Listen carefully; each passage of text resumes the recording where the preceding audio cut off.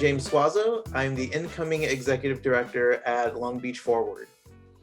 And I say welcome. This is fantastic. I didn't think for the first few months of this program that I would have someone of your stature. And I do know you personally, but you Hi. still have stature. And so this is really a plum in the cap of the program. But I'm going to start with the name of the organization. Now, you've been with the organization for many years, and it started out as building healthy communities. Correct. And now it's called Long Beach Forward. And so I'm going to stop right there and talk about how this program is about wellness. We talk about wellness, but that assumes and presumes that we, in fact, live in a healthy environment. Hard to work on one's well-being if we're threatened by air pollution and, climate change, all of these negative factors, counter wellness factors. So here you are, you're moving into the directorship of Long Beach Forward. It was formerly called Building Healthy Communities, why you're the go-to person. And the two questions are this. We're going to start with the heavy hitters in the beginning, get that taken care of. Then we're going to have fun the rest of the show. Is Long Beach healthy? And are we moving as a community in the right direction? Right. Well, first off, thank you so much for inviting me to be on the show. I'm flattered, but also just equally to be in the presence and be working and collaborating with amazing community builders like yourself and all of the work that other organizations, whether they're nonprofits, community groups, neighborhood associations have done. We've all, this is what contributes to a real impactful, healthy community. And so just as you mentioned a little bit about our organization, we originally started out in 2010 as Building Healthy Communities Long Beach, which was a 10-year initiative funded by the California Endowment, which was a statewide healthcare foundation, really interested in looking at how do we support and build healthy communities by focusing at the root causes of health. Oftentimes when we think of health, we think of doctor's office. We think of going to see somebody who's in a medical profession, maybe, and oftentimes, especially in our community and in this country, when we're sick, right? We often don't think about what are the reasons why we might be sick in the first place. And so our work has really been focused on what we call these root causes of health disparities, right? Things that are in our environment, things that are in our community, things that might be in our schools, in our workplaces, and these larger issues. Oftentimes we use the word systemic, and I feel like that's been brought up a lot lately in the past couple of months, right? We talk about these systemic issues that are across multiple areas and look at things like that, like the violence in our community, like the air quality in our neighborhoods, right? And oftentimes when you think about these reasons why certain populations or communities might be less well off or have less wellness, it comes down to racial and economic discrimination, and not just things like small microaggressions, but we're talking legacies over years and generations even, right?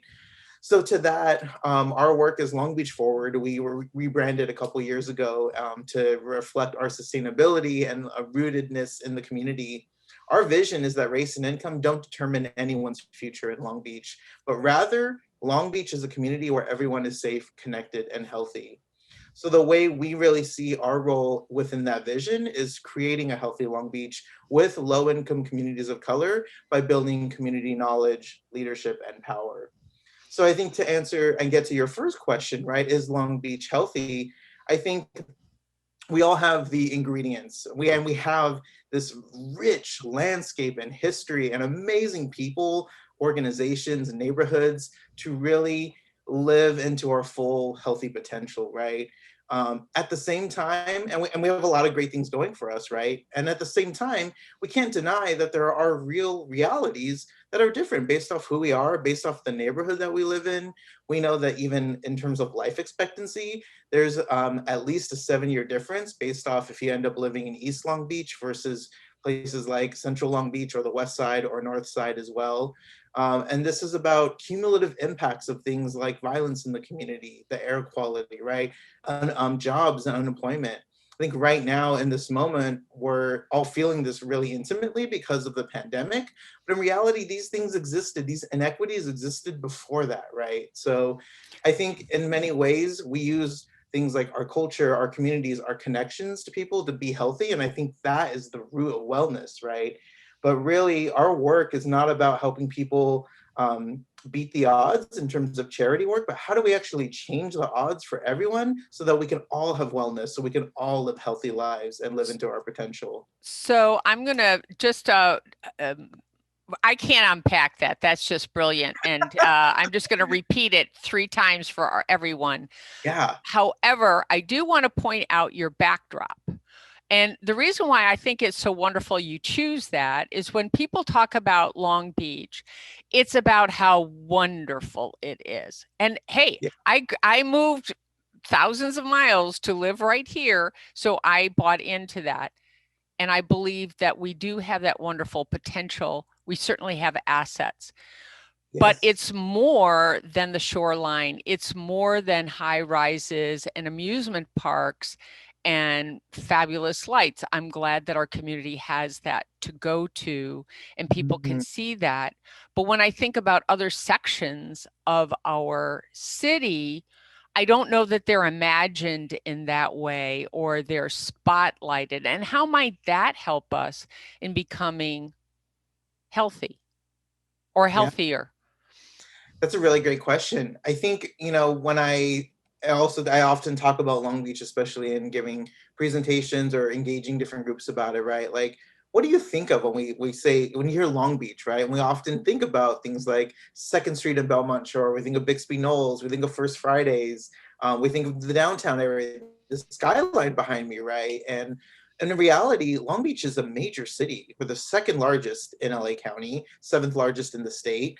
And what's really unique about Long Beach is that we are a large city with big city problems. When you think about our economy, when you think about the jobs, when you think about all these issues we're facing, yet at the same time, it feels like a small town. You can go around, there's so many distinct neighborhoods that have so much character and so much more beyond just these areas that we might see on brochures, right? When I think about Ramona Park, I think about the West Side, I think, and the Santa Fe corridor. I think about Cambodia Town, right? Wrigley. So many areas that are real tight knit communities. And I think for us, it's being able to have what I love about Long Beach is that sense of pride that people have in their community, right?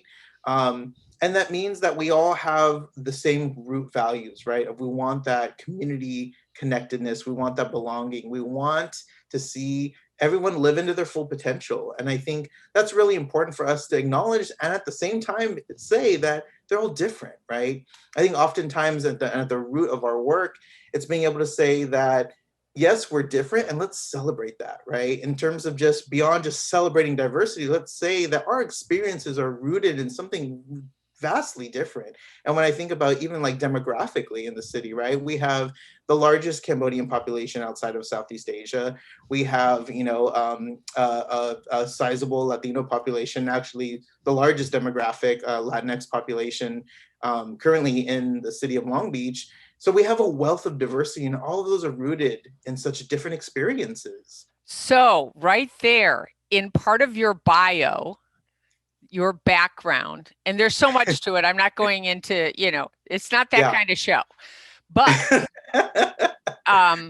the fact that you define yourself as both Latinx and Native American. Now, here I am. I am so Anglo, they have tests. Okay. I mean, you can't get whiter than Gretchen. No, really. I have the DNA to prove it. I'm sorry to say. But no, that is part of the broadness and Right. the depths because we came from, I grew up in rural America. You grew up in Santa Ana. Mhm. I grew up in an agricultural world, although my family did not farm. You grew up, by your own admission, in a working class neighborhood, rich with all of that life. I couldn't get off of my little road in the little nooklet fast enough. There was not enough stuff happening. And you Yeah. had all these things happening in your life. And here we are, and we work in a collegial way, coming from very diverse realities or experiences. How does that work in the forward nature of the work at Long Beach Forward? I think it's, it's something that, and I love the way that you phrase that and contextualize that too, because I think it is something that, innately we is something to celebrate, but it's also really difficult. And I often talk about it in the sense of, growing up, as you mentioned, I grew up in Santa Ana, in Orange County, past the Orange Curtain. And, to me, diversity was, Santa Ana is a 99% Latinx community, and with pockets of Cambodian, Vietnamese communities as well. And think about like even the demographics of the schools that I went to in the neighborhood that I grew up in. And one of the things that I noticed pretty early on was just the class differences of even growing up in a neighborhood like mine where we don't always have sidewalks, right? And then being a few miles away from areas like Irvine or Costa Mesa or Newport Beach, even, where it's like, whoa, very different lived experiences, right? Mm-hmm. And so coming to Long Beach for me the first time was actually a culture shock. Like, whoa, this is extremely diverse. And I think oftentimes innately we as human beings, like instinctually, the fight or flight piece is really is really vital to understanding how we react to these differences, right? We either really become very vulnerable and really open up to those new experiences, or, and this is very understandable, we had, there's a lot of that racial anxiety that comes up too. And I think, I've talked to a lot of folks too, especially in the past, couple of years, as we've been navigating what this like collective feeling that we're all going through nationally, as we've seen this rise in white supremacy, and overt white supremacy, but also as we've been concurrently seeing this push towards what does it mean to actually say phrases and live into values like Black Lives Matter? What does it actually mean to really create opportunities for communities of color, for individuals who can really help us work through these differences? I think that's really powerful, but it also does require a lot of work for our own selves and reflection, not just for white folks, but also for us as individuals. I often even talk too about me being very involved in the Latinx community. We're seeing demographic shifts, but unless we're talking about what it means for our values and for our politics as well, it's not always the same. And so there's a lot of work to bridge understanding and talk about our connection, but also our differences, right? And acknowledging that me as a non-Black individual, I may not experience certain things in the way that my Black colleagues do, right? But that doesn't mean that I shouldn't care about that and that I shouldn't value and prioritize that as well. So we're going to pause there for a moment, let James catch his breath. I'm going to catch my breath because I'm absorbing all that. We're going to just take a moment and we'll be right back.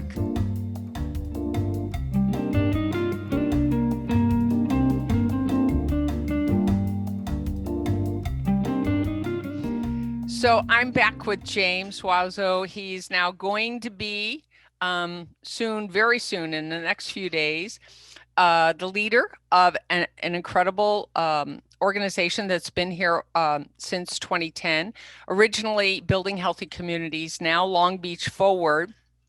And we're talking about the health of Long Beach and what that takes. So I'm going to bring the discussion back a little bit in terms of James's history, his own lived experience. He is a connector, and I can tell you all that. You just have to believe me. He's a connector of people here in the city across, not only avenues, not only regions, but ideas. And I want him, if he can, to talk about how he grew up and where that idea of connectedness comes from. Yeah, it's very tall order, but I'll do my best to dive in. I think for me, as I think about this idea of connectedness in the work, and just for context too, for Long Beach Forward, one of our 5 organizational values is connection, right? Really thinking about how do we play a role in connecting and creating space for people to come together and be part of a community where we're like-minded, but we're facing similar challenges and working towards a common goal, right? And I think when I think about that and my own lived experience, and I think about so many times growing up where I strived for that, but was denied that opportunity in so many ways. Not only because of like my own identity or my queer identity or my racial identity, um, and not really understanding. I think early on, one of the things that I think is really funny about me is I've been described as eternally optimistic. I'm like, oh, this will happen. It'll be great. And then when it doesn't, I'm like, wow, I really thought that would happen. And I've definitely gotten in trouble because my colleagues before have said, really, like, you should have known better. But, and I think I do often think about, this idea of like this morality and this like, real, like, I do believe there are really great people in the world, right? At the same time, I also do believe that there are also, people who are really misguided, right? And, as somebody who's, gone head to toe with folks who have very different ideals and values in terms of, identity, in terms of justice, it's, that becomes apparent. And so, at the end of the day, I think about my own, upbringing and growing up where my parents really instilled these values of family, of community, and that is like the strongest bond. And we fight, it's not always, green pastures, but at the end of the day, we have a bond and belonging to each other. And I think, ultimately that's what people want. I think in a community, and especially out in Long Beach, where I may not have those same familial ties, I have a chosen family out here, right? And in this community. And I think about how oftentimes all of these political influences, these environmental convergences impact all of that, right? And when I think about, for instance, issues of displacement and gentrification that are so, we often think of them as, housing issues or just economics, right? But it's such raw violence when we think about families being uprooted and this connection that we have not just to communities but to land. I think that's the running thread through all of it, right? Is that we really want that connection, not just to people, but to collectives, to communities. And I think that is really, really valuable. And for me to bring that lived experience of knowing what it's like to not have that, it's really horrible, right? And I think about, and I've thought a lot about it too in this COVID pandemic, right? Where we're talking about voluntarily having this distance too, for the better of humanity. I want to jump in. All those and the phrasing and the content are all very rich and very important. I think that as we're pondering this, it's how do I participate? Because I feel left out. Yeah. I may not have been part of, or I may be cut off. It's not easy. I know that there are groups that bring, even now, when the city council is not shuttered, but it's a very weird experience for anyone who's tuned in to LBTV on Tuesday nights, is that you don't see anyone. Yeah. And people are calling in. These are people who anyone can call in and participate, but there are people who are willing to jump through those psychological hoops. I mean, it's kind of frightening to talk into your phone and not know where that voice is going and how it's being received. You're not looking at people in their eyes and getting that feedback. And so the participation, as we are in this environment where we are supposed to be separated, and yet we know we need to feel included. Inclusion's a big message. That participation becomes what, how does that play into our working towards a healthier environment, healthier community? Yeah. Yeah, I think that inclusion is really important, and it looks different in so many ways, right? And I think above all, I want to say, from the get-go, our team made a really hard decision in early March to say that we were going to start working remotely. We would close our office. There's a lot of unknowns at the time, but we knew that, tantamount to everything was public health and like the collective health of our community, and any role that we could play to slow the spread of this virus, which is here to stay, right? I mean, we're working on vaccines, but we're not. I think the myth is that people think we might just, in a certain month or two, we're just going to go back to normal, and that's just not the reality, right? And so, what does it mean for us to really be forging inclusion in a landscape like this? I think that means, to your point, it means having those reactions where we can see each other, where we can, be able to be, as difficult as it is, vulnerable still with each other, right?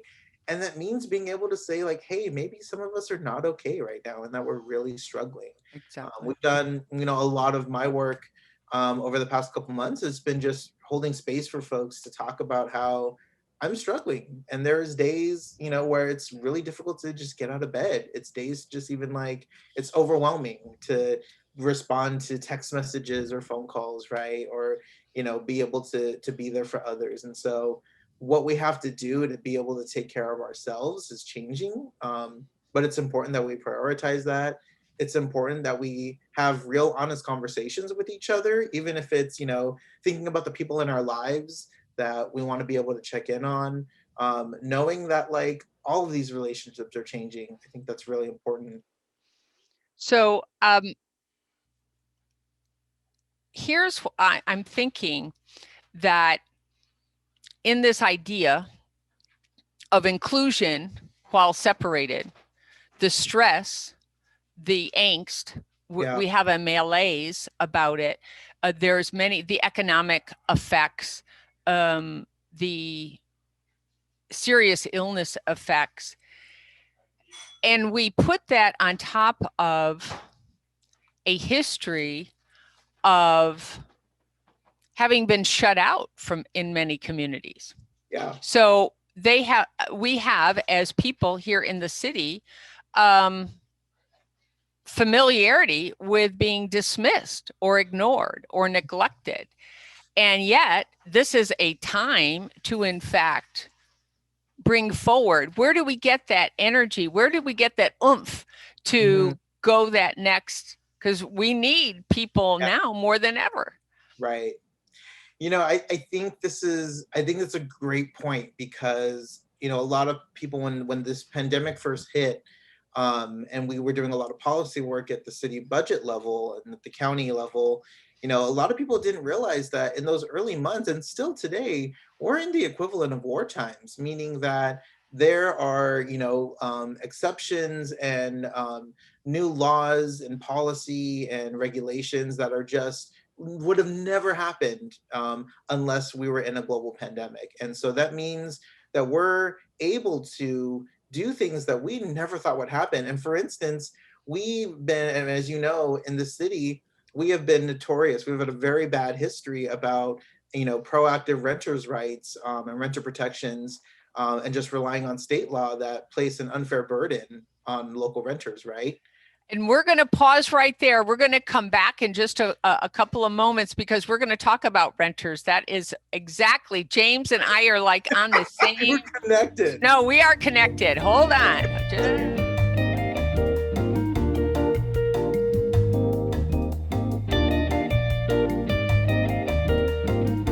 So welcome back.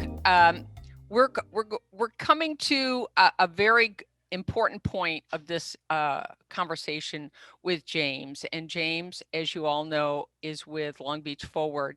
And we're getting to a discussion about participation and older adults, but older adults who are renters. And the reason I bring this up as a focal point of the conversation is that there's a frequent statement, which I believe is incredibly biased, that renters don't care. And my personal experience here in Long Beach is one of my neighbors has rented where she lived for 60 years, which means she's older than 60. There are people that have raised their families, of course. This is not uncommon, but there's a overview statement, a larger message that just assumes renters are transient, they don't care, and they are a cause of really health related problems, which Yeah. are completely unfounded. But at the same time, it keeps people from feeling included and a part of the process. So if you can talk about how you and Long Beach Forward and your partners see this as we move forward, because people who rent are a key part. They need to remain in their homes. If they're older adults, are essential workers, many of them rent. They need to have stable housing. So our people who rent are amazing and large, significant part of our community here in Long Beach. Right. Well, I think you hit on a really interesting point that, in my experience, a lot of people may not inherently think about. And I think it goes to this idea of unstated assumptions, right? Which are, in certain instances, oftentimes when we talk about, these narratives that create understanding and meaning for us in the world, right? Every narrative has unstated assumptions. And what I mean by that is they're the ideas that you have to believe is true in order for that narrative to make sense, right? So, for instance, when we talk about, these issues of of social justice, right? Unstated assumptions are that, yeah, that certain people are treated unfairly, and everybody should be treated, in a way that's fair to them, right? That's what you have to believe for social justice to be true, right? And so, as myself as a renter, and I've heard that same as before. It's like, well, I'm a homeowner and I care. Well, I care too, and I'm a renter. But I think in reality, right, it's sometimes hard for us to force these conversations, or make feel uncomfortable for us to think about the lived experiences and the economics of and reality of people's situations, which I think, I really do worry about what that means in a post-COVID world, or, a post, the height of this pandemic, because the reality is, and it's hard to face this, we have skyrocketing unemployment, right? That we haven't seen in many years. And it's going to have long-term impacts over our economy and people's lives. The service sector, for instance, is completely decimated. It's not going to look the same. And so what does that mean when things like homeownership, although we acknowledge it's owning land is the best way to fight displacement or gentrification, is just so out of reach for so many people, right? And so, of course, the answer could be everybody should just be a homeowner, right? But we also know that there's just not enough homes for everyone. And when we have so many families also living on the street and unable to even stay in a home, right? What does that mean for us to acknowledge what it means for people's levels of, I care about this, I care about that, versus just reducing them to say, well, they're a renter, so maybe they don't care, right? And in reality, we also can't ignore the huge power imbalances that exist naturally between people who rent, versus people who own property or manage that property. And oftentimes we see that play out in ugly ways, not all the time, but it does happen. And especially when we see that exploited across issues of class or issues of documentation, disproportionately, renters who are undocumented face more retaliation or harassment, right? And it's really difficult to build that wealth, and especially for certain communities when that wealth building has been denied for so many generations. I'm going to jump in there because most of us rent. Mm-hmm. Um, 60% of Long Beach. And 60% of Long Beach. In my neighborhood, it's 80%. I've gone from being a renter to an owner to a renter to an owner. It's not like it's a stable lifetime experience. There's no, it's just who I pay. It isn't that I don't pay.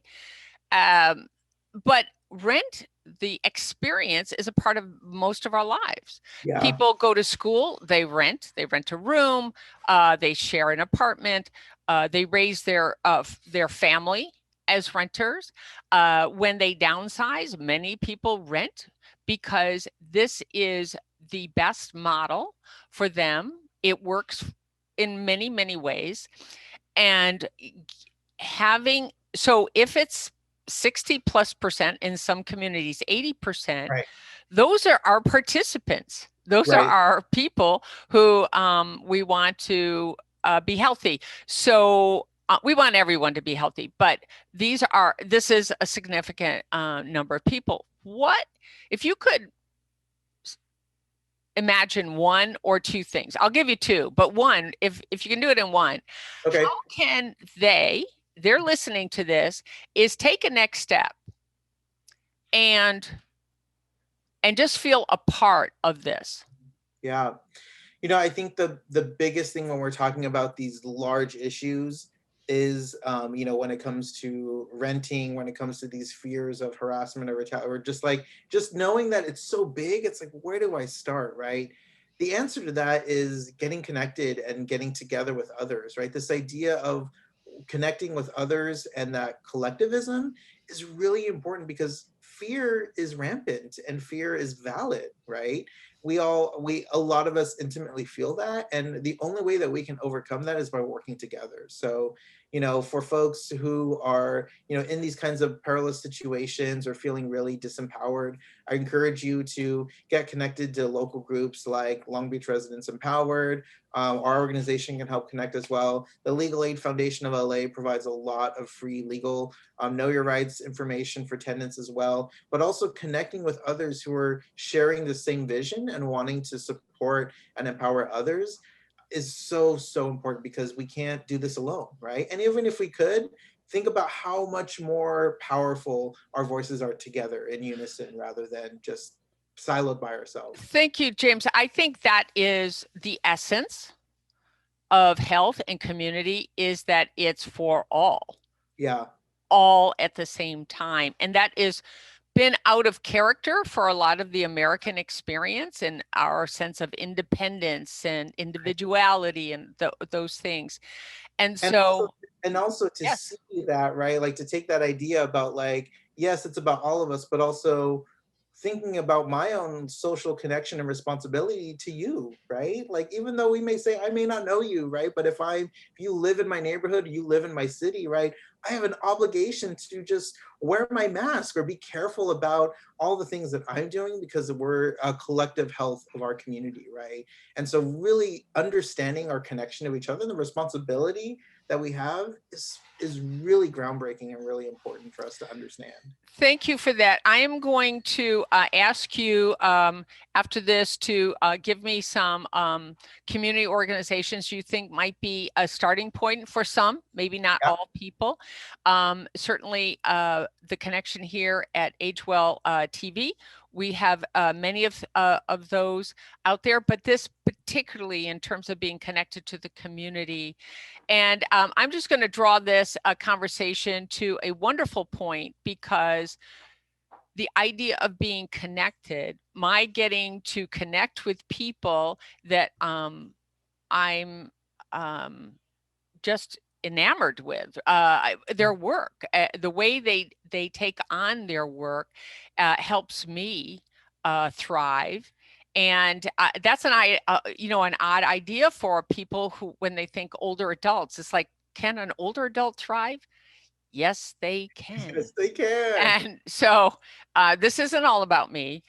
This is about what James has brought to us today. And I want to, with tremendous gratitude, state my appreciation for the time spent and the time going forward. And so with that, let's say goodbye. You can wave to everyone, and this will be just a wonderful time.